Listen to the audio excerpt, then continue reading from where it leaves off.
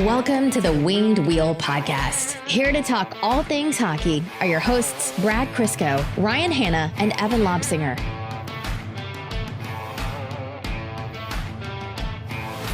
Brad, you have a newborn, a shoulder that's torn to shreds, by all accounts, and strep throat, and somehow I'm the bigger mess of the two of us today.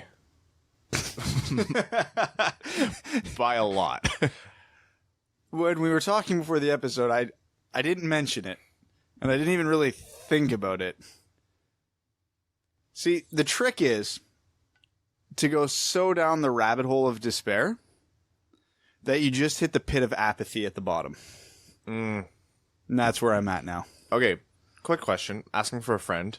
Just pretend you live all the time in that zone of apathy. Yeah. And then things get worse. Then what? The apathy grows. No, I no longer feel feelings. It's like, I know I love my kids and wife, but beyond that, really, what is there? This is a stark departure from the Brad of Mika's birth in like the first few months after. You were like very happy-go-lucky. I could enjoy every minute of it. Right now, I can't even hold my son. Well, you can. I can. Crystal has to literally hand him to me. I can't pick him up and or put him down. I mean, in any proper way that a parent should. Like, I can grab him by the top of the head. You run like how LaShawn McCoy holds a football when he runs in open field. The arm fully extended. Yeah. Shoulder height just by the top of the head. His hands and legs just flailing around. Oh, welcome to the Winged Wheel Podcast. We are shorthanded in a desperate number of ways. Was that a shot at me? Yes, it absolutely was. It was a shot at myself, just to give you guys an idea of how out of sorts I am. I posted the threads and the tweet that usually come pre-show yesterday evening for tonight. So I try to do it a day in advance, and I didn't realize that I wrote everywhere that the episode was coming Wednesday night. It wasn't until Rowan messaged me. And he was like, hey, where's the episode? And I went, how do you mean, where's the episode? I'm in bed, man. And then he sent me a screenshot of the tweet, and it said, coming Wednesday night. And I went, oh, God damn it. And I went and I put it on Twitter, and I put it on Patreon, and I was just disappointed a lot of people. Today I'm without my laptop. I was on the road for 45 minutes for what should have been a 15-minute drive to Brad's place. I didn't have my keys at work. Today was the first time I drove my car in 3 days. It's just, I made it. I think the Red Wings are sapping my life force for their success right now. It's the only explanation. This is true. We can't just be unilaterally happy. Hey, it could be worse, though. You could have my Tuesday night story going on in your life, and that's what happened to your Tuesday night? How I almost threw my shoulder out again. Oh. Yeah. Toilet wrestling. Yeah. To spare you guys the dirty details, Brad's daughter hates using the potty. Oh, she loves using the potty. For one of two functions. Yes, and she hates the second one. She hates number 2, and so Brad one-handedly had to hold her there. Force the issue. And on that note, we're going to mention that this episode of the Winged Wheel Podcast is brought to you by Labatt. Celebrate with Labatt Blue and the Detroit Red Wings all season long, especially over unlikely victories on their West Coast road swing. Find your specially designed cases of Labatt Blue and Labatt Blue Light at your local retailer to #SellYon with Labatt. Keep your eyes peeled for limited edition Labatt Blue and Labatt Blue Light team cans. And remember, they are the official Canadian beers of the Detroit Red Wings, and getting the Winged Wheel Podcast hosts through the toughest of times. Yeah, I might have 2, 3, or 12 tonight. Honestly. And that's not even just because there's a hockey game on. I legitimately forgot about that. Yeah, LA Kings at 10. So you guys will be hearing this before before that game happens, or we recorded before that game happens. And we are coming in post the Anaheim game. So the last time we talked was, there was only the Anaheim game. Which is, I don't want to say a prototypical Red Wings win, but anytime the Red Wings do win, they kind of do it in this fashion, how they did against Anaheim. Well, the road trip's going exactly as we expected right now. The Red Wings beat one of the good teams. They're playing a dumpster fire of a team tonight, so I'm fully expecting the Red Wings to get absolutely shelled. Oh, 100%. It's going to happen. A team coming in that's bad and full of controversy. Of course they're going to hammer the Red Wings today. You know what's going to happen? There's going to be an injury in warm-ups. Okay, for LA. Yes. Ilya Kovalchuk's going to draw into the lineup because he's the only guy they have available, and he's going to pump in 3 power play goals. 100%. And he's going to point at like the press box at the GM or whoever else. And it's going to be a whole big thing, and he's just going to destroy the Red Wings. He's going to skate to the net, pick up each of those pucks that he scores, skate to the bench, and sign them and hand them to Todd McClellan. I'm sad because it's true. I'm sad because everything that we've predicted over the last 6 games has happened. After the shelling that the Red Wings received at the hands of, I want to say, the Rangers, Evan tweeted out, well, the next 3 games don't get any easier because it was Boston, Vegas, and Anaheim. 4-2, 3-2, and 4-3 in favor of the Red Wings. Mm-hmm. All regulation wins. All of those were regulation. No. Anaheim was overtime. That's right, because of Cholowski. And Fabbri. Oh, we're going to talk about Robbie Fabbri. Oh, our boy Fabrizi. So the Red Wings have LA tonight, and they finish the San Jose road trip on Saturday night before we talk to you again next Sunday. That Anaheim game, again, it's kind of how the Red Wings have been doing things. The first period, not bad, I would say. Like, pretty decent as far as the Red Wings go, especially against a good team.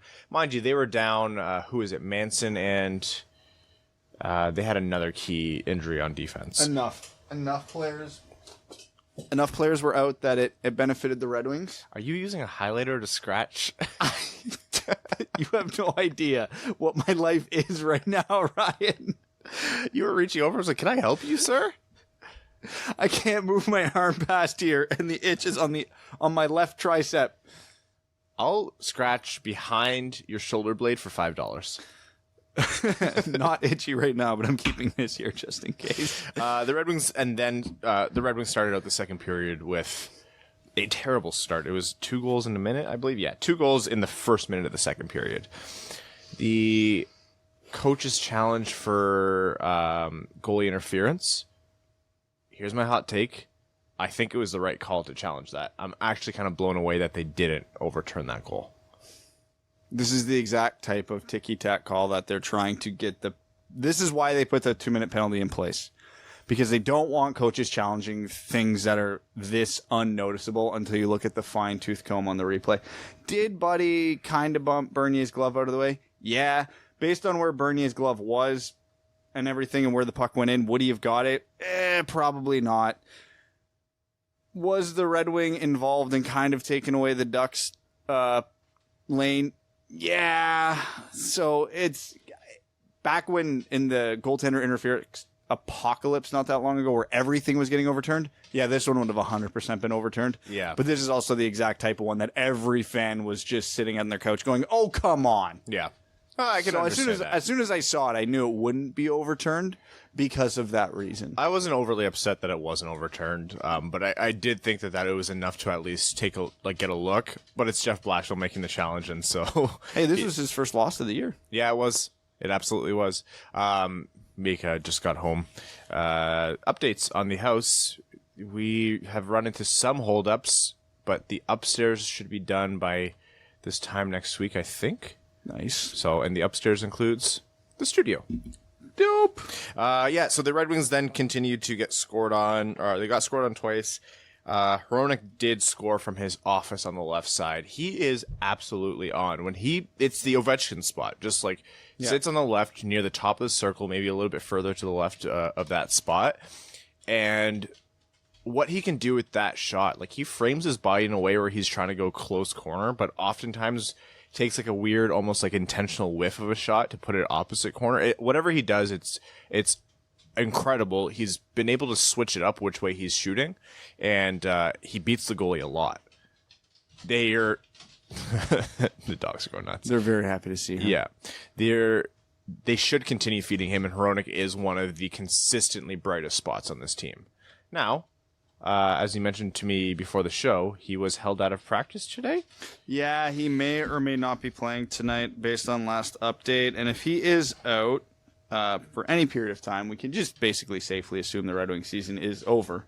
Oh, yeah. There's nothing left to be. There's nothing. No more happiness. Yeah, no, we're done. The Red Wings went down 3-1. Andreas Athanasius scored off of a perfect tip from a Valtteri Filppula shot. Now, that was an intentional shot by Valtteri Filppula. He intentionally looked at the opposing team's net, moved a stick in a manner to direct the puck towards said net. So that was not a fluke. Athanasius had a wonderful tip, but of course he was -1 on the night, so that's all people are going to focus on. Athanasius has been heating up.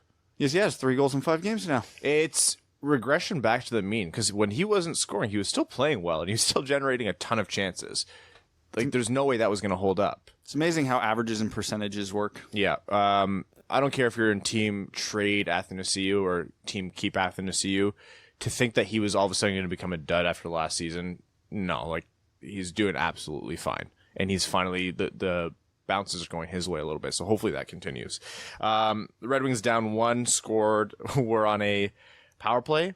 And then they had the net pulled for the goalie pulled for a 6-on-4, and then got a 6-on-3, which is like ridiculous. And I love when that happens. And I can't remember the last time I saw a Red Wings 6-on-3. You barely ever see it in hockey. And I'm glad they kept the goalie pulled for that. So the way they ran it was actually kind of stupid. Like, they just kept putting the puck into like stick traffic. I'm like, why? Keep it away.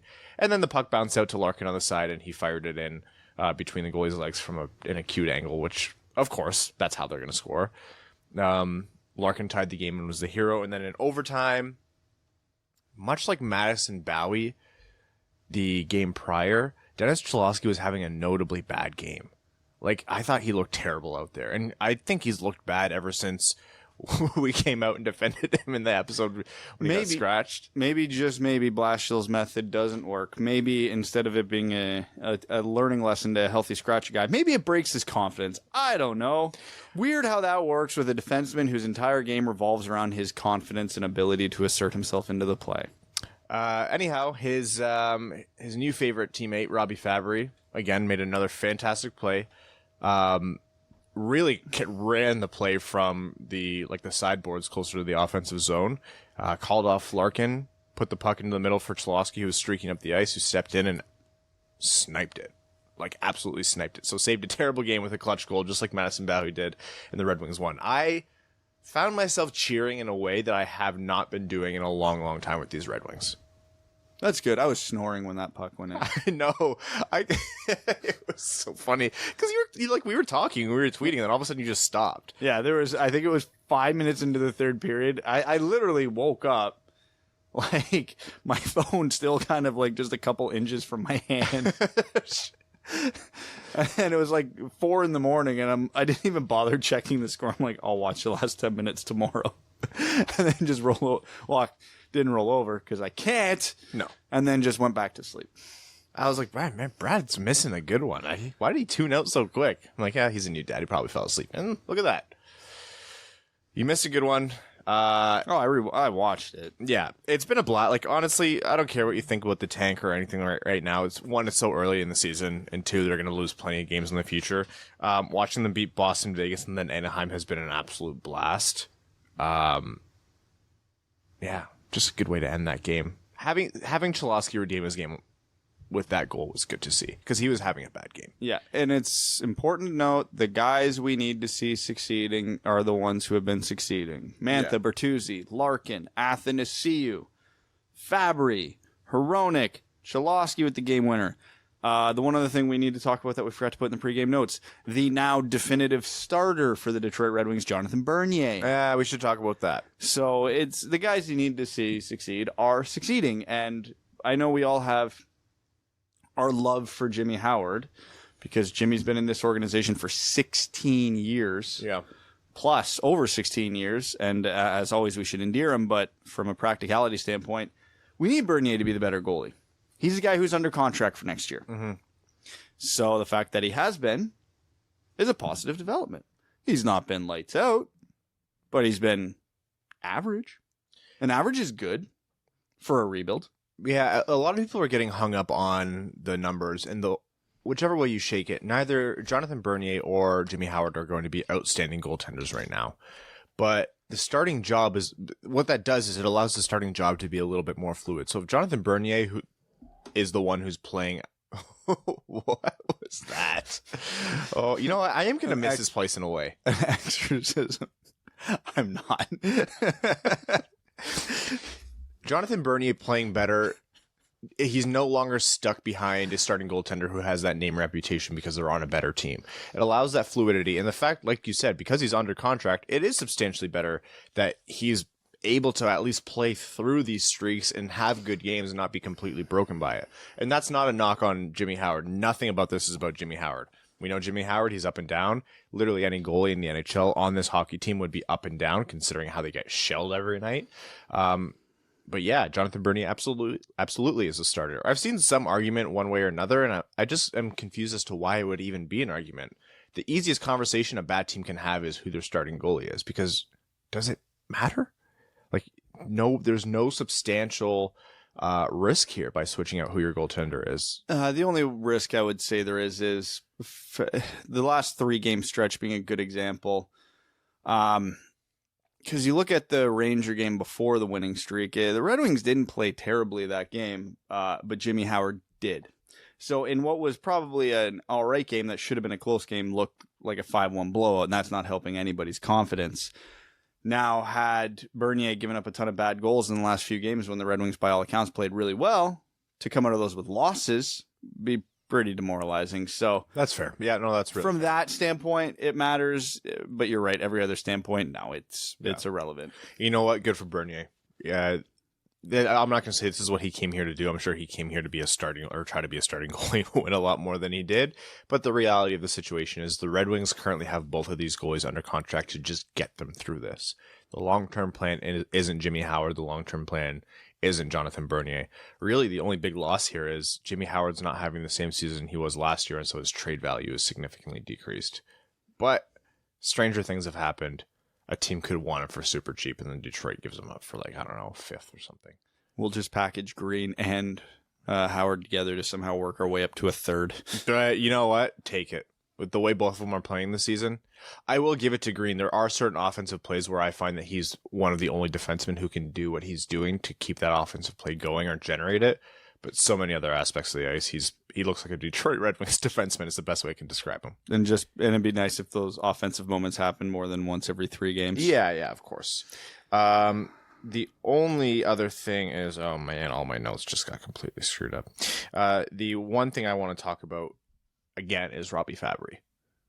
He is not a fluke, right? Like this isn't a guy who's just had a decent first couple of games and had some bounces go his way. He is putting himself in the right spots. He's making the right play. He's got a high hockey IQ. The guy knows what he's doing. He can't drive a line. He can't be the guy if you put him down on the 3rd line with, let's say, Ernie and Nielsen right now, he's probably rocking a solid goose egg at this point because he's not a line driver.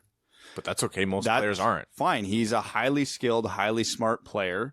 Not the quickest guy in the world, which is going to happen with ACL injury, but quick enough. But he just gets to the right spots at the right times and makes the right play. And they're not the same type of player, but in the same, I don't know how to phrase this, in the same wave of thinking when you're slotting a Tyler Bertuzzi into the lineup. Oh, absolutely. You're not putting those guys in there and saying, this is the guy that's going to carry this line. This is the guy that's going to bring the guys up around him. No. This is the guy you put with an Andreas Athanasius, or you put him with a Dylan Larkin, and he will do very well there to not slow down the other guys on the line, but also when given the opportunity to do his thing is going to do it. Yeah. So the reason, and which leads me into the point, the true reason I think the Red Wings actually have been doing well lately, I'm not going to say it's upper tier. I'm not even going to say it's an above average.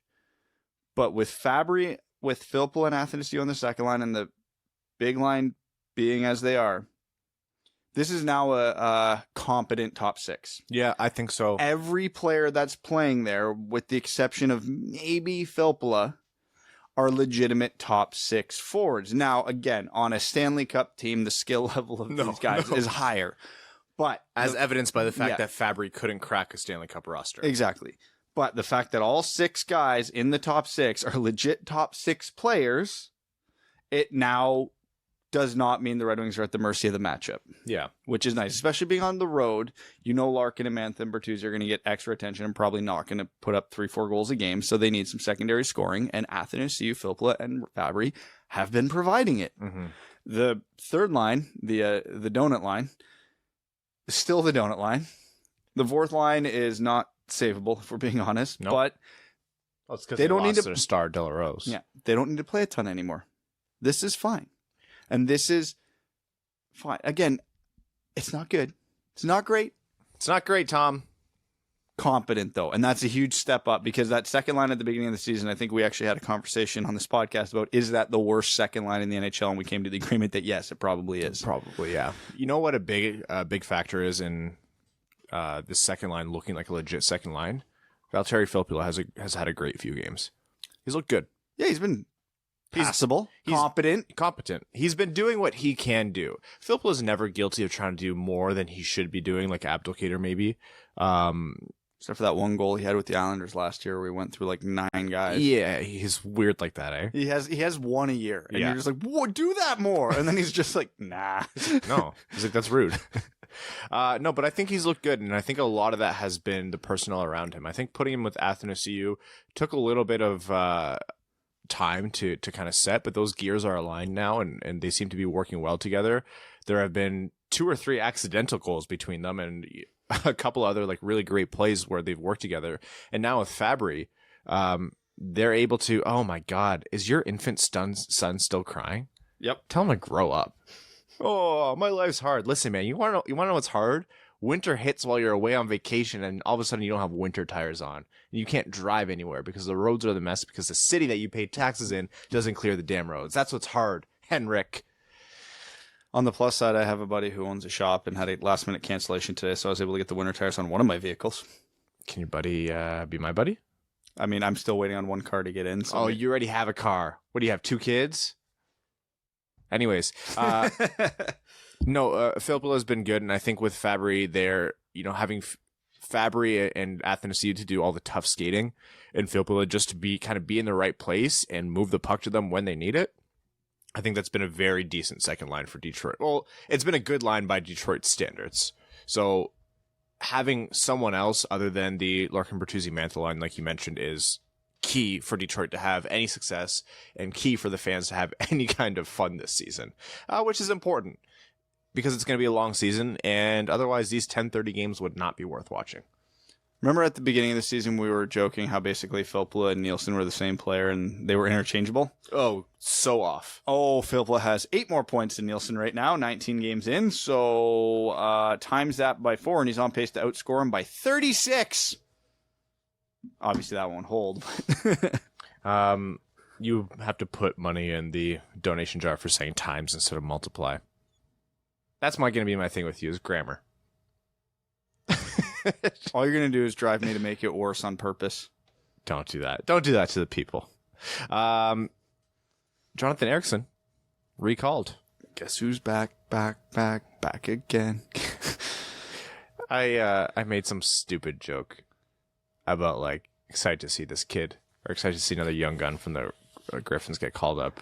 Looking forward to seeing what this kid can do. And I left it up for 30 minutes before I realized I had an egregious typo in the middle of it. I was like, oh, God, I can't get anything right. Just do what I do. Make so many typos that nobody calls them out anymore. Yeah, it's actually a good strategy because I see it. I don't care. I'll proofread it, and if I don't read it on my if I don't catch it on my initial quick proofread, most people won't catch it. You keep your review mantra. You hold that throughout your life, eh? If the refs couldn't get it right on how fast that play happened in real time, then there's no point of going back and double checking. Life comes at you fast, man. I disagree wholeheartedly, but anyways. Yeah, how'd your day go? I gotta go paint later. That sounds awful. Crazy that your shoulder's busted right when we're about to paint the studio, huh? Evan's on vacation right when we're about to paint the studio. Funny how that happened. I can send you some child labor if that helps. Mika would not be helpful. No. She would be something. Helpful is not one of them. And we don't need more whiners like Henrik. I haven't seen him yet today. Yeah, he just got home. No. Okay. Spoiler, he's still adorable. I knew it. We got to talk about it again because the news has changed since the last podcast. You take it away. Don Cherry gets the boot. I'm not going to lie. I'm surprised this happened. I'm shocked that they actually went through with it. And I don't know how I feel about it. Really? I think it was objectively the right move.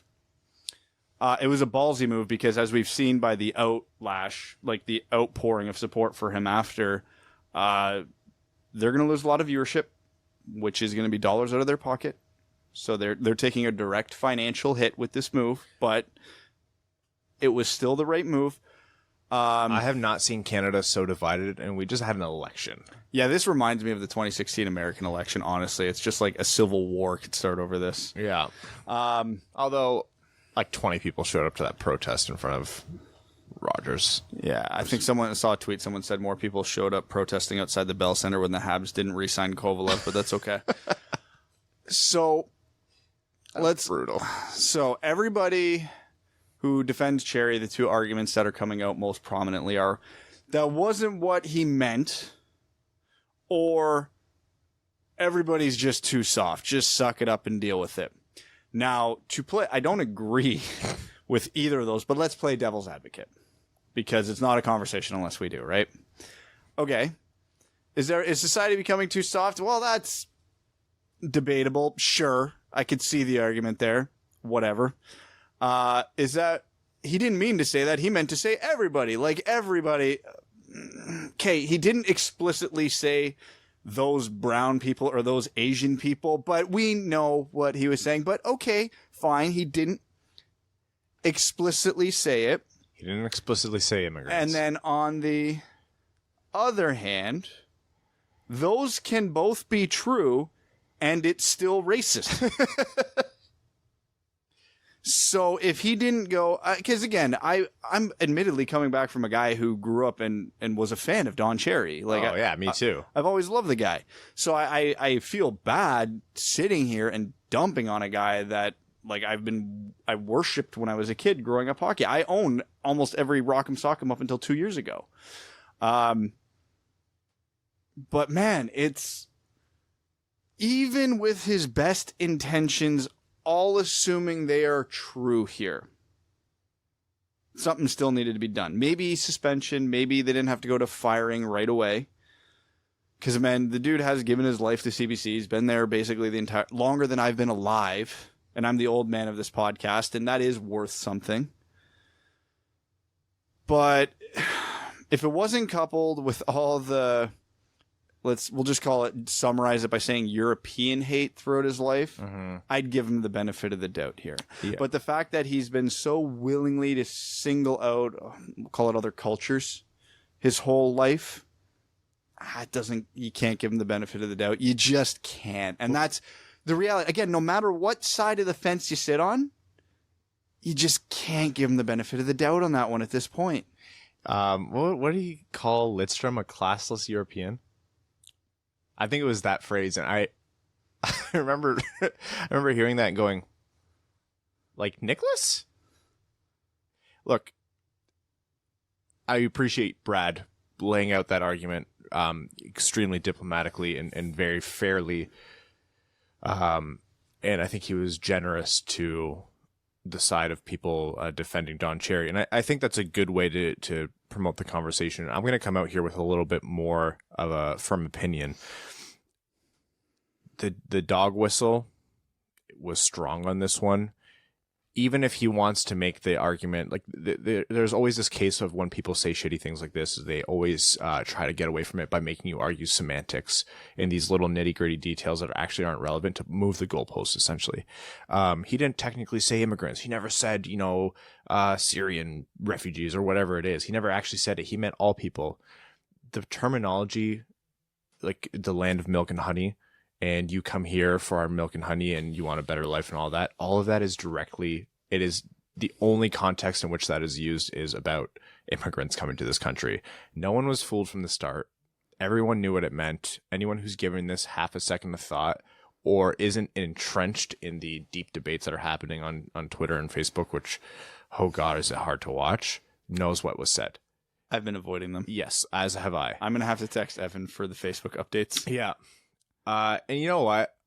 Look, I said this on last episode. I'm going to be candid here. I did a lot of cleaning up of what my comments were last episode.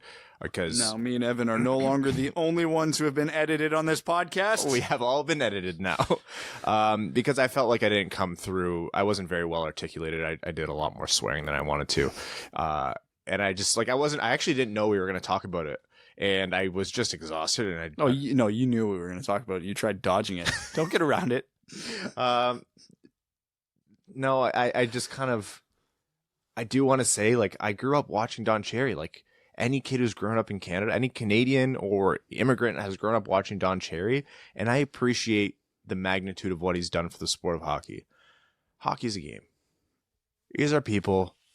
You know, you might be saying that they shouldn't be so offended or blah, blah, blah. It wasn't that harmful. Okay, man, whatever. What's done is done. He's 85 years old. He's had a long, illustrious career.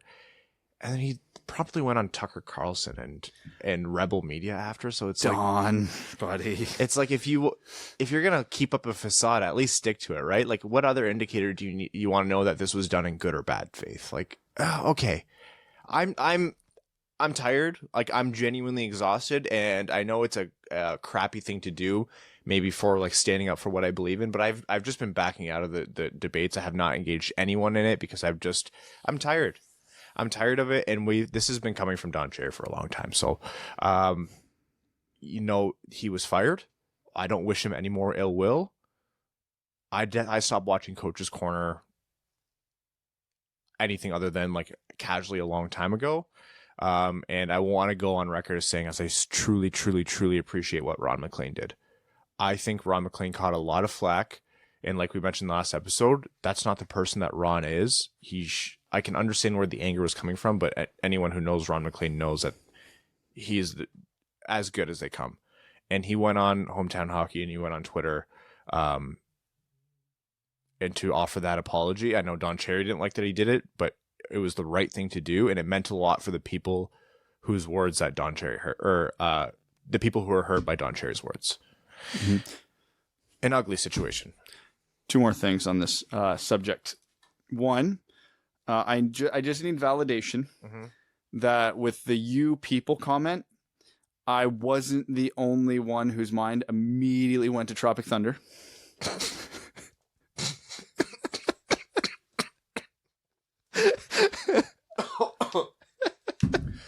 Oh, I think I killed Ryan there. Oh God, I couldn't have been better timed. What do you mean, you people? What do you mean, you people?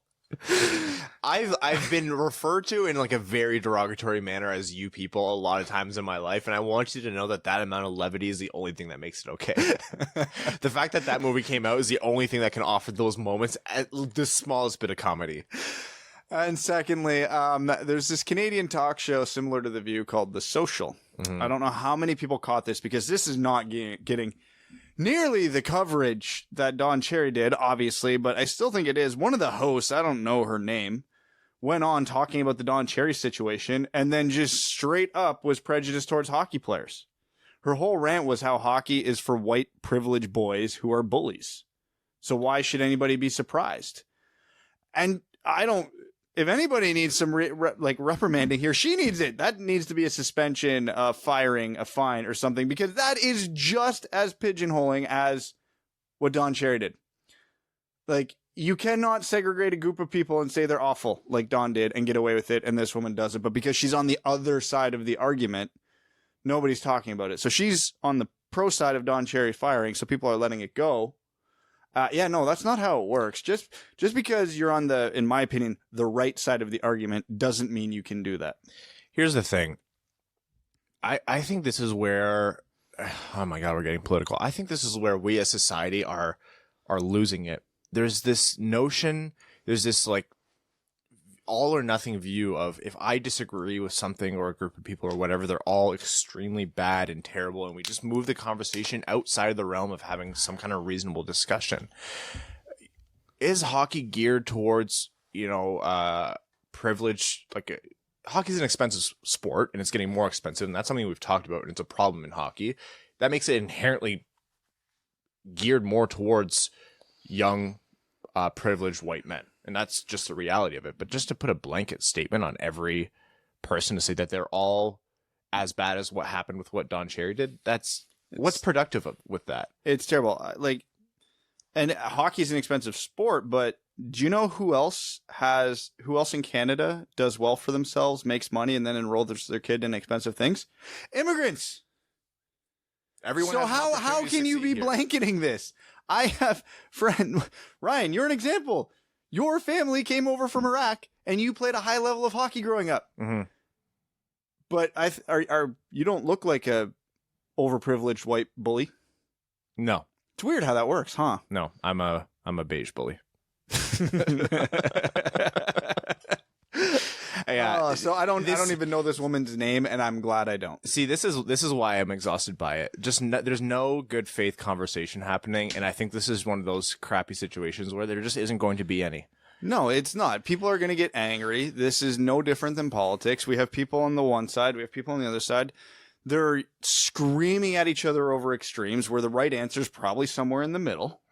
And we're going to continue to overreact until eventually the asteroid ends it all. With any luck, Brad. With any luck. The asteroid TM. What are they going to replace Coach's Corner with? And is it going to be Steve? I said it'd be Steve. I'm like, more yelling, less racism. Everybody wins. Everybody wins.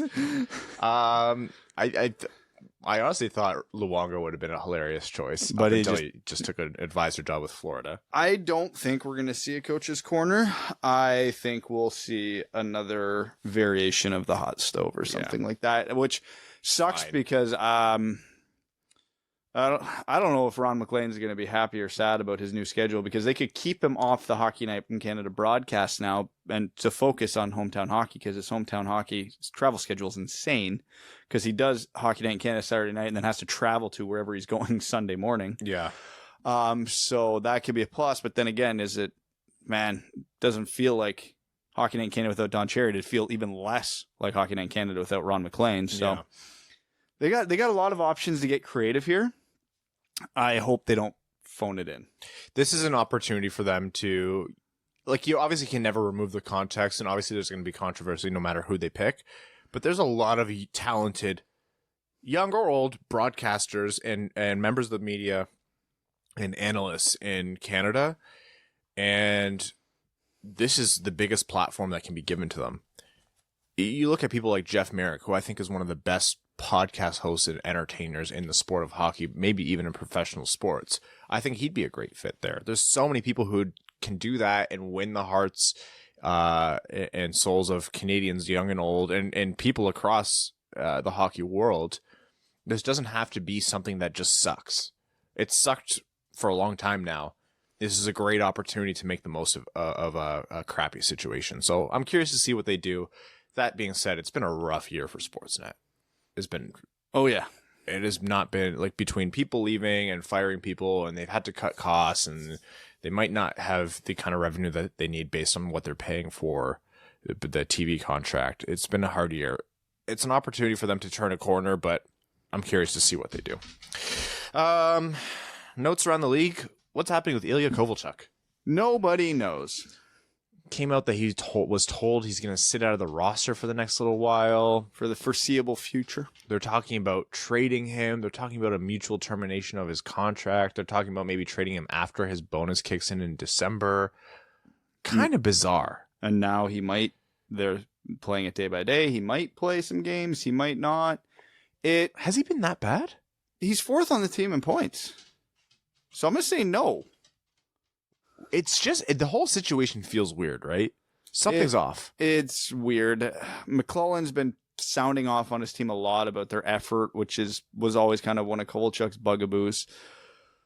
They want to set a good example for the young guys, which I get, but from all accounts that have coming out, Kovalchuk's not been a problem. Attitude's been great, so I don't know. This is one of those things where we don't know for sure if anything's going on behind the scenes. Oh, but does it sure smell like there's something going on behind the scenes? LA's a weird team. Didn't they bench Tyler Toffoli a few games ago? Probably. It's kind of bizarre. And the way they've even handled their team. You look at that roster, and arguably on paper, it's the only roster coming into the season that looked worse than Detroit's. And the moves that they made did not signal, hey, we're trying for a rebuild right now. And all they're doing by putting all this crap out there publicly is lowering his trade value. 100%. He probably doesn't have any trade value right now. You probably have to give a sweetener to get rid of Kovalchuk at this point. Yeah. Which, by the way, Yzerman, do it.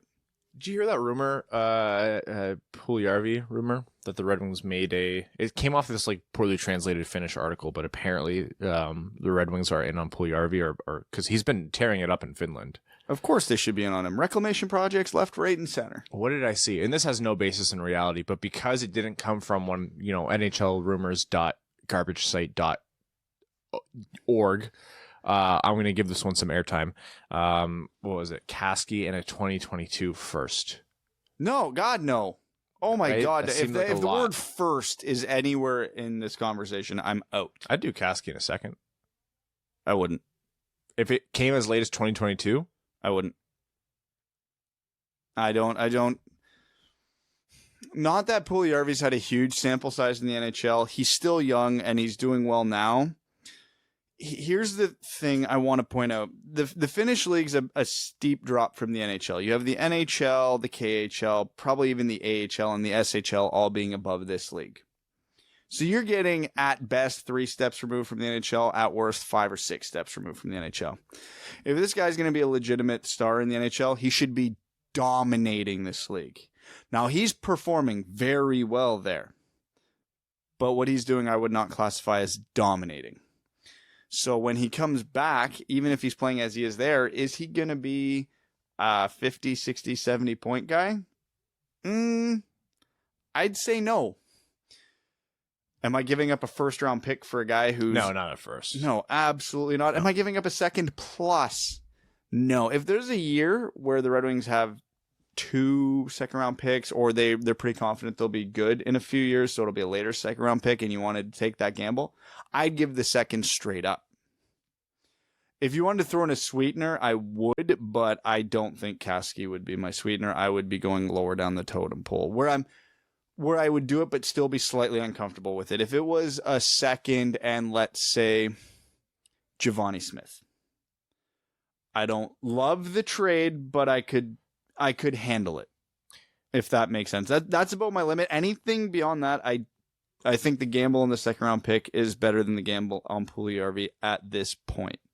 Giovani Smith, is he the new player that can do no wrong for the Red Wings? And I'm not harping The on Red the guy. Wings fan base or the Red Wings? The Red Wings fan base. Yeah, because objectively he's still not good. The fan base loves him, and I like the guy too. Because he's the only guy who goes out of his way to fight, if Yeah. I'm being honest. He's new Witkowski, except he has some offensive ability. I don't think he's like a problem on this team. I don't think any players being called up and sent down is inherently an issue on this team. Yeah, when Eriksson got called back up, like anyone who hates on that is like, well, what do you want, man? If he's our fourth line like next winger for the next 12 years, yeah, cool. I'm here for it. Yeah. I'm fine with that. I think he's fine in that role. He fights. He fights. Yeah. Is he anything special? No. I'd rather Giovani Smith fighing than Anthony Mantha, which they did a good job of yesterday. Hey, do you know who the last Red Wing who could do no wrong was? Justin Applicator before he signed that contract. I'm just saying. That's what makes me scared. He's out for 3 weeks. out? Yeah. No, okay. Yeah, mid body injury they're calling it, which is bizarre. Did someone kick him in the junk? Maybe. Did he get Lidstrom'd? They'd call that lower body. Yeah. Yeah. Oh my god, I got so many follow-ups for that. No, let's not do that. Kovalchuk situation's weird. And scary news. TJ Brodie collapsed at practice. Last update I saw was he was alert, responsive when they were taking him to the hospital after. Have not heard anything since. So hoping for the best for him because from all reports it was a seizure. Yes, they said he was like convulsing on the ice. That was a lot. It's horrifying. So I don't have any follow-up to that other than I wish him all the best because what else can you do in this situation? Yeah, keeping him in our thoughts. With that, let's head over to little bit more of a positive note, or at least a crazier one. We're going to head over to overtime, which on this episode of the Winged Wheel podcast is sponsored by Motor City Garages. They're a family-owned and operated business servicing Metro Detroit. They do everything from garage flooring, cabinets, overhead racks, wall storage, beautiful OT winners, and car lifts. Enough of the messy garages everyone is sick of walking through. It's time to turn it into something useful. Whether you'd like to work on your car or if you'd like an organized space, we have you covered. 3D designs and a lifetime warranty. Motor City Garages, park in style. We're going to head over to Patreon where our patrons get their comments read out. You guys had an extended amount of time to get on Patreon for this one because of my own idiocy. So we will start out with, as soon as this loads here, we're going to start out with Antonio Gracias. He says, "Hey guys, been really enjoying this mini run of success we've been having, and it's got me thinking, what are some things / places you go to that are your happy places? You know, stuff that helps you turn around a crap day. Read, season, wink wink. When you really need to pick yourself back up. Thanks for everything, and congrats to Brad yet again. Missed out on the last few episodes, so I'm getting mine in now." Thank you. Happy place? Oh man, it's going to be weird. The shower? I love the shower. It's quiet, no one talks to me, and it's comfy. I actually agree with that. Yeah. Just a long, hot shower with the door locked. Yes. No kids. No kids. No dogs. No dogs. No wife. No wife. Unless the kids are sleeping. I don't have a wife. Oh god. The apartment where we live in now has like a gross shower, so I haven't taken a bath since I moved in there with Mel in July. But the house, we ripped out the gross old shower and are putting in a brand new tub, extra tall, with a nice tile shower that we're doing, and I cannot wait. It was funny. Crystal and I just randomly, of all the times that you bring this up, Crystal and I were talking about it the other day, like baths and stuff like that, because I was very concerned when my shoulder went out. I'm like, I'm actually not fully sure how I'm going to Shower. properly wash myself. Yeah. And she's like, oh, you could just have a bath. And it walked us down this rabbit hole. She's like, when was the last time you actually had a bath? Like, and I'm like, I don't think I've had a bath since my mom gave me one when I was like 2 or 3. Are you serious? I have not had a bath as an adult. They're not bad, man. Everything in theory sounds amazing about them. I've just never done it. You're weird. Sean Chevarella says, "Hey guys, we are winning. The dark days are behind us. Screw lottery talk. Let's start talking first round matchups." Okay, back to reality. This team is going to win too much, and we're going to pick 6th, aren't we? Yes. Yes, we've absolutely determined that. Or we're going to win just enough to finish 3rd and then get third last and then get bumped back 3 spots. Would you guys rather finish last and pick 3rd, or finish 3rd last and pick 6th? Oh, finish last and pick 3rd. In this draft, yeah, finish last and pick 3rd. Joseph Delia says, "Sup, my dudes. First of all, thank you, Ryan, for the passion and the anger that came from old man yells at cloud comments. As another tan boy with immigrant grandparents, thank you." Yeah, you know what? I received a few of those messages, and I'm not going to lie, guys, it meant a lot. I want to say it was easy for us to come out here and just like say what we said, but it's tough. We know we have a big audience. We know we have an audience with a lot of opinions, and something like this is extremely personal and hard to navigate, and so I really appreciate you guys saying that. We all appreciate you guys saying that. Anyway, Cider is dummying guys who are trying to take runs at him, and I'm all for it. I'm on Team Tank, and with 2 lines now, are you guys scared we're headed for, instead of a bottom 3 team, we place around 6th? Also, instead of the Howard trade talk, wouldn't we get a bigger return for Bernier if we retain salary for his last year after this one? Thanks, my dudes. I'm open to all options on trades. You consider everything. Yeah, Cider is absolutely playing a great physical game, contributing on offense as well. Zadina is still on a tear. Who was it? Max was talking about... It was Max or Prashanth. Apparently, Cider is on pace to break a couple offensive AHL records right now. Yeah. Rookie or 18-year-old defenseman. 18-year-old defenseman total points and points per game. He is on pace to break both, which is fantastic news because remember, defense is his strong suit. That honestly, like, amazing news for the Red Wings. Not talking about, where he was drafted, none of that. Like, this is exactly what the Red Wings need. Man, Zadina, for someone who's a noted bust, he's really just not playing like it. Yeah, 5 goals in 7 games, which is great. And if you watch the goals, all of in different fashions, which is what a goal scorer should do. He's getting to the center of the ice, which is what the Red Wings wanted to do, and he's getting a lot of goals from there. And because there was a couple of the goals in the streak, people would comment, "Yeah, we banged in a rebound on the top of the crease into an empty net." Yeah. He was where the puck was going to go. That's not a bad thing. That's how most goals in hockey are scored. Yes. The Anthony Manthos of the world are the exceptions to the norm. Honestly, I feel like a lot of people just watch like Jordan Eberle's first game and watch his goal and are like, that's how every goal is scored in the NHL, and that's it. Alex Zuko says, hey guys, curious to hear your thoughts on whether we might see Fabbri get some time at center this season. I know Filppula seems to be coming alive centering him and Athanasius, but long term it sure seems like Fabbri would be most valuable as a second or third line pivot. Cheers to you guys, and a special shout out to Brad and Crystal for welcoming young Henrik. P.S. Very high expectations for the quality of his beard in the future. Don't let us down, little man. His genetics are working against him. Yeah, he does not have a lot going his way. Fabbri has played center in the past, and I know when we initially traded for him, I was talking about possibly using him as center depth. It quickly became apparent that most of his time recently has been at wing, and I think that's where they'll try to use him because right now the Red Wings really need that Athanasius line to keep going because of Athanasius, not because of production, for Athanasius' sake. Do I think we have a chance to see him at center? I think so. That's not because he's, overwhelmingly quick and able to play center right now, but it's probably more because of who his coach is. One injury or a couple injuries means the Red Wings might have to lean on him. His game and skill set is better suited to the wing, but that's just my opinion. No, I agree with you. I think that's the right call. The Red Wings are playing Rasmussen at center now, which I don't know how I feel about, but they're trying it, so let's assume it. And Veleno's the center. There's no need at this point to push Fabbri into the middle. Haroon Khan says, hey guys, great winning streak we got going. I was just wondering while watching the games, is it just me or is Bowie consistently messing something up? Yes. Yeah, no, that's, yeah, he's contributed offensively, but I mean, defensively, I can't help but he's but I feel like the opposition is about to do something when he's on the ice. Also, what do you think we can fetch for Howard if traded? Thanks, guys. Yeah, no, Bowie he is what we thought he was. Ungood. He sometimes redeems it with a great offensive play, but defensively, I cannot think of how much worse it can get. I mean, no one can be surprised. It can get worse. That's true. That was dramatic, but not much. We've been watching the Red Wings for a while, Ryan. It can get worse. Howard right now, I cannot see fetching more than a fourth. Fourth was what immediately came to my mind. And even that, I think you would have to do some pretty slick negotiating to get up to that.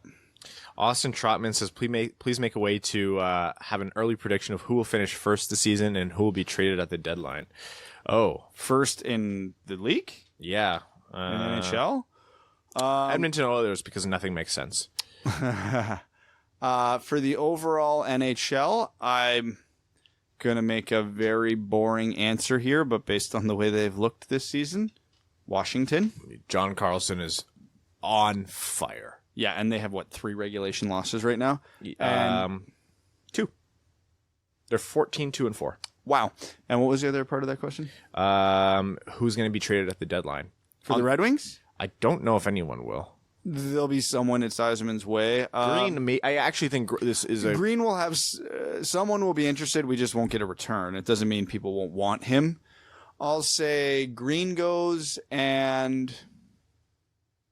Hot take. No, it's stupid. It's stupid even for a joke. I was going to say Abdelkader or Nielsen, but there's no way. There's literally no way. Okay, legitimate answer.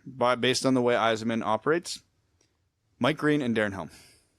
Oh, I can see both of them. Helm's having a great season, and he's only got a year and a half left, and Detroit could comfortably eat half his salary on that one. Yeah. So if you're a team in a spot to contend, Darren Helm at $2 million doesn't look bad. Edmonton. Helm has a good connection with Ken Holland. Yep. Ken Holland loves Helm. Holland also loves Green. Those are 2 holes in Edmonton's lineup that Holland would perceive as being filled with those guys. I could see Dave Tippett liking Helm, but not Green. That's very valid. Fair. But yeah, no, Helm, the Oilers are so thin at forward. Helm makes a lot of sense. I mean, Athanasius makes more sense, but... Athanasius will fetch a high price. If teams are knocking on the door for Athanasius, Yzerman's not going to give him up for nothing. And I'm just going to throw this out there now. Unless there's a hefty sweetener coming from Edmonton, I'm not for a Puljujarvi Athanasius trade. No. Edmonton's throwing like a Tyler Benson or a high pick back our way. Stan Olsen says, hey guys, hope all is well. I'm going to name some players and you say if they're Hall of Fame worthy or not. Ooh. Oh, is this because Down Gross Brown posted that today?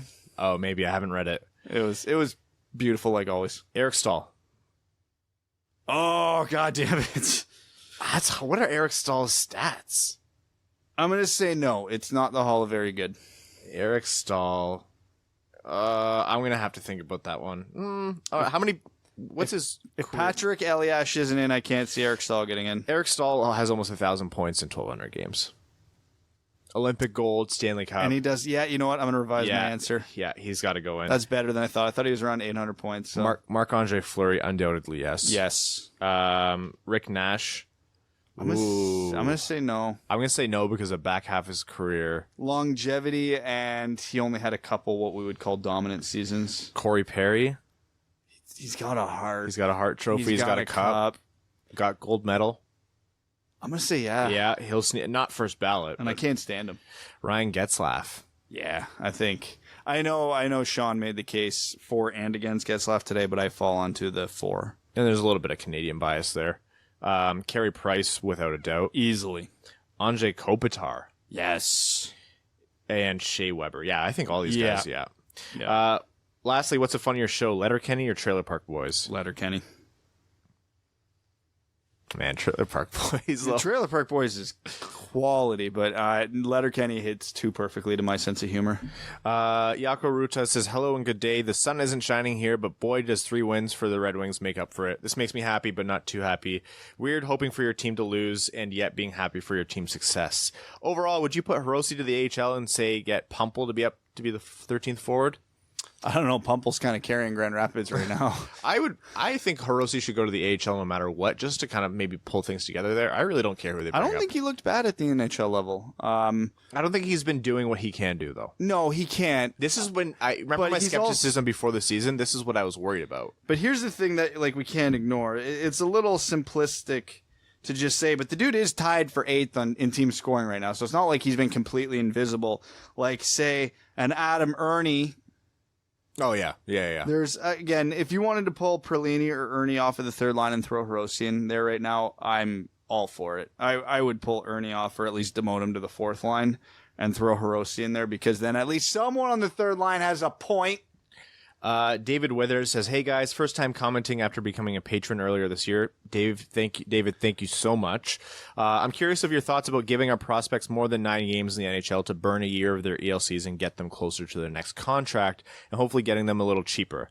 Burning a year this year would not be a problem for Seider and Veleno and Zadina because they would be considering first and second year players with the expansion draft and we would not have to protect them. I know Prachant has mentioned this option before. Yeah, this has become a lot more popular in the NHL. The notion has kind of switched towards flexing either way, burning the year early because you know that RFA contract will be cheaper. And that's driven because of RFAs demanding heftier contracts. And I think there's a lot of merit to that. There is. And here's what it boils down to. How certain are you this guy is a star? And I'm not talking about Zadina, Seider, Veleno specifically. I'm talking in general.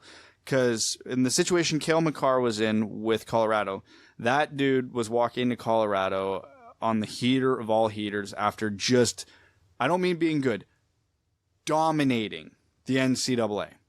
They knew beyond a shadow of a doubt this guy was going to be a superstar, so they wanted to get him onto a new contract as soon as possible. So if they extend him a year before, they're only basing that on off this one season.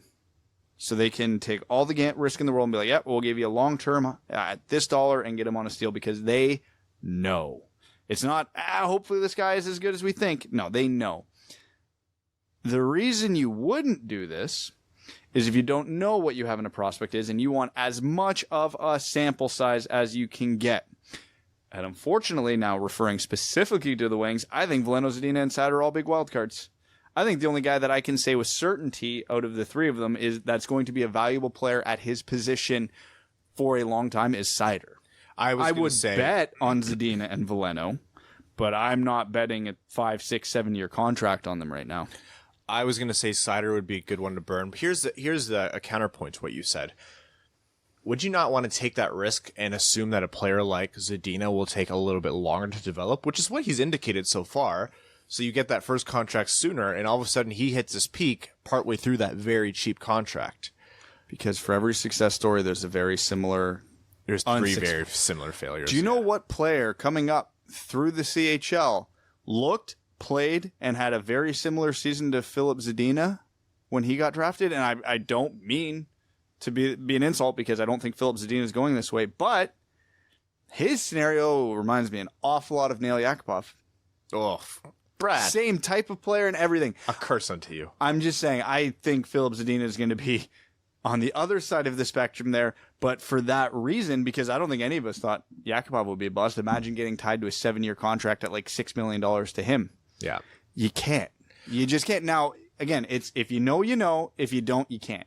That's what this all boils down to. I don't want to say that Mo Seider's definitely going to be a Red Wing next year. He should be. Right now it's projecting that way. I would love it if the Red Wings burned his year.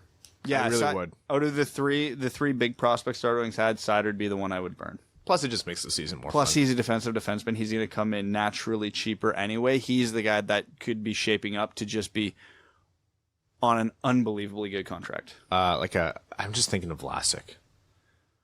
I was thinking of Lindholm. Oh, I mean, yeah, there's plenty of good contracts you can pick Yeah, I from. was thinking of like a Hampus Lindholm type contract, because doesn't Anaheim have him long-term sub $6 million? I think so. Yes, please. Eddie says, hey guys, so when I see that we have to deal with Abby, 3 points, locked up until Larkin's next contract until the 23-24 season, and Franz locked up until the 22-23 season, he has 0 points. Which contract seems worse at the moment? Feel free. Moment of signing, feel free to bring up other contracts. At the moment of signing, it was Abdelkader. It was Abdelkader by a long shot. At this point, it's still Abdelkader. At this point, because Abdelkader's is longer and he's not as good. Nielsen being at a 0 is a bit fluky. He's not a 0-point player. He's not good. But nobody's a 0-point player. No, but I think this is a continuation of Nielsen's severe drop-off at the end of last season. But at this point, I'm just going to unload the longest contract, and that's Abdelkader. Yeah. Ryan Kern says, hey boys, I drove out to the Griffins game in Cleveland on Tuesday. Relatively calm game, got very exciting during the last minute. First, the Monsters scored with an extra attacker to tie it. Then Veleno scored off as a Zadina rebound to put the Griffs ahead. Really awesome way to end the game. Rasmussen and Hicketts looked real good. Zadina and Veleno and Seider didn't really stand out for me, but still played well. The player who stood out in a bad way was our old friend Jonathan Eriksson, who may have been on for both goals against, definitely won, and got burned a couple times. I also found it interesting that there's a guy on the Monsters named Nathan Kirby who stands 5'4". Not to dump on the guy, but do you think he's the shortest player to play in the NHL? He's not. I know that, but I know. We know who Nathan Kirby is. Yeah, he's been kicking around for a while. Yeah, Buffalo. He has a tweener goal to his record in the NHL. Mm-hmm. Yeah, Nathan Kirby's been kicking around. I wonder who the shortest player is ever. Oh, I can't imagine. He'd be close. There's probably some like 5'1" dude from like the 1920s. Yeah. Rowan says, good day, Duds. Is it too early to be discussing a Robbie Fabri as a genuine Hart Trophy candidate? No, it's too late. It's already been decided as Fabri, so foolish, really. Be curious to get your thoughts on that. Really excited to see that second line come alive. Also enjoying Hronek being heaps good. Do you expect this form to continue, or is this one of the blips? Somewhere in the middle. I think expecting this kind of consistency from a line that's centered by Valtteri Filppula is a little bit optimistic, but I do think these are really good hockey players coming together and playing good hockey. So I think it'll come and go. The top line is a top 10 line in the league. The second line is probably still in the bottom 10 of the NHL, but it's getting closer to 10th worst than actual worst. Mm-hmm. The bottom 6 is probably the worst in the NHL. The defense is still a real bad. So are the Red Wings getting blown out by 4 goals every game bad? No. But are they continually beat Vegas, Boston, and Anaheim good? No. Is Blatchel getting better, or is the players doing the things? The players is doing the things. Surely Yzerman is a sorcerer, that's without a doubt. And how about those Griffins? Continuing to see Zadina fill the net with pucks is ace. Outstanding play by #German Lidstrom makes me sehr glücklich. Play by #MustSeeJV seems to be picking up after a slow start. Acclimation period. See if you can decipher the cryptic messages in this post, proudly brought to you by Stay Fresh Cheese Bags. Stay Fresh Cheese Bags, a Fournier company and not for use by cops. Brad. Jersey time. Since we're dealing with the diehard Dallas Stars fans, what has been the best Dallas Stars jersey? Ooh. Are we counting Minnesota here, the North Stars? Because the early 90s North Stars are king. If it's not the North Star, it's the one where the bottom of the jersey turns that into one? the star. Okay, might not be the most popular opinion, but I'm a fan of simple jerseys done well. Oh, boy. The late 90s Stars, when they just had the black jerseys with the white bar with the 2 green stripes on either side. Thin green stripes? I don't mind that. Beautiful. Oh, and the secret message here, if you read the first letter of each line is Brad is a cop. Chris Stingline says, hey all, happy to finally be a patron. Chris, thank you so much for your support. My first question is this. After listening to the Rock Bottom episode and hearing the talk about how Zadina is currently a bit of a disappointment, and I agree, what do you think all the GMs who passed on him saw that Holland either didn't see or didn't think was that big of an issue? I'm looking back over the draft picks. The first 4 are definitely providing more to their current teams. Hayton I have not kept track of, but strictly since I haven't heard about him makes me think that he's in the same boat as Zadina. But for reference, Buffalo got Deline, Svechnikov to Carolina, Kotkaniemi to Montreal, Kachuk to Ottawa, and Arizona got Hayton. PS is pronounced Stangline. Germans, right? I got it. Anyways, you can go. Okay, so here's the thing that I always pay attention to that often gets lost in the draft. And it's going to be especially relevant because there's more than a few of them coming up in this draft. Birthdays. Philip Zadina was a year older than everybody in his draft year. He was more developed, so of course he dominated the queue, as he should have. People always compared his numbers to Nico Hischier's in the queue, and what often got overlooked on that was Hischier was a year younger when he did it, even though it was both of their draft years. Brad has company over to see the baby. And the dogs are going nuts upstairs. So, of course, Zadina would dominate more. Now, you can't ever use age as a reason to exclude a guy from drafting him that high, because even though he should have dominated the queue, he did dominate the queue. Yeah. So he did what he was supposed to do. But did he dominate it to the point where an 18-year-old should have? Maybe, maybe not. But stuff like that is very relevant to note, because the Kotkaniemis and the Svechnikovs of the world had a full year to develop after they were drafted to catch up to Zadina, right? Yeah. In theory. So that might have been the big concern, because really looking at Zadina's scouting reports, there weren't too many flaws in his game. Matt Chaney says, hey boys, as of late, I'm astounded at how fast hockey is growing in Germany. I'm frightened as a Canadian who loves watching Canada win that within the next couple decades we'll end up like England with football. Football is England's sport, but they haven't taken home the cake in a long, long time. How long do you think it'll take before we get more than the big 5 hockey countries taking home gold? Canada, Sweden, Finland, Russia, and the USA.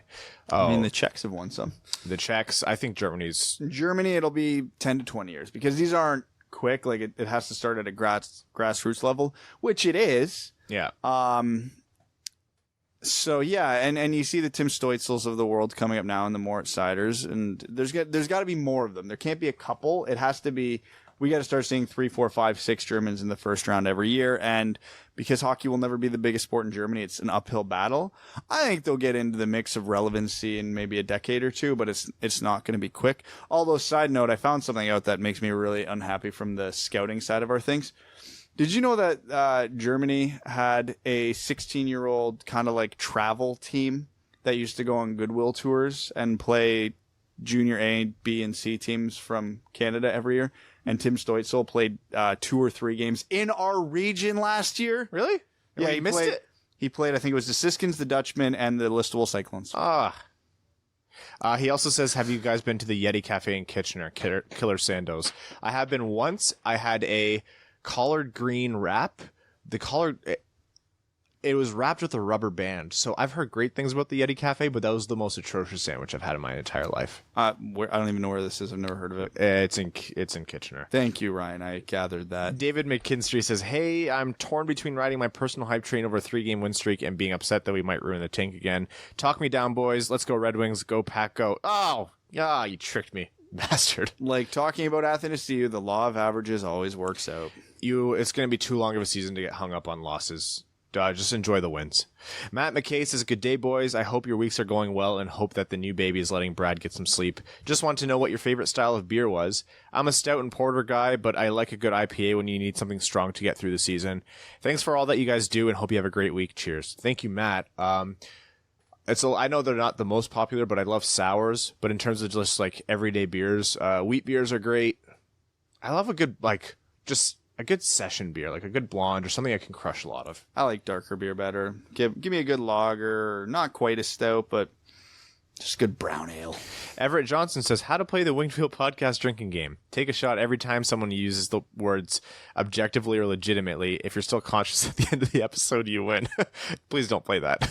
I'm very aware of how much we say. Legitimately, you will die. Yes. Objectively, that's a terrible idea. Philip Gastineau says, hey boys, I have a little insight on something I've been meaning to share with you guys but haven't had the time. It's about Yzerman's willingness to get rid of people that not only the organization has an attachment to, but he does as well. As we heard, Regula's dad was the team dentist, but there's more.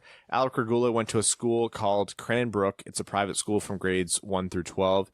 You know who else was in his class for those 12 years? Steve Yzerman's daughter.